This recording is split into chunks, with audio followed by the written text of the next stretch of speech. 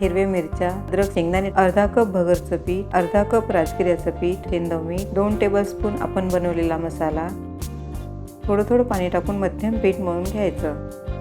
थोडंसं भगरचं पीठ घेऊन भाकरी थापून घ्यायची.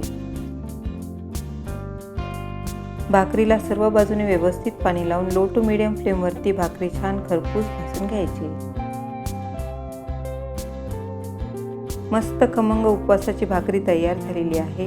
1 टेबलस्पून तेल आणि राहिलेला मसाला टाकून थोडंसं परतवून घेऊ. चवीप्रमाणे सेंधव मीठ, लिंबाचा रस, थोडीशी साखर टाकून मिक्स करून घ्यायचं. तर चटपटीत चटणी तयार झालेली आहे. 1 टेबलस्पून तेल, 1 टीस्पून हिरवी मिरची अद्रकची पेस्ट, थोडंसं परतून घ्यायचं. आता यामध्ये 100 ग्राम पनीर क्रश करून टाकायचं. चवीप्रमाणे सेंधव मीठ आणि 2 टेबलस्पून घरच्या दुधावरची फ्रेश साय टाकून मिक्स करून घ्यायचं. उपवासाची मस्त क्रीमी पनीर भुर्जी तयार झालेली आहे. लाईक, शेअर आणि सबस्क्राईब करायला विसरू नका.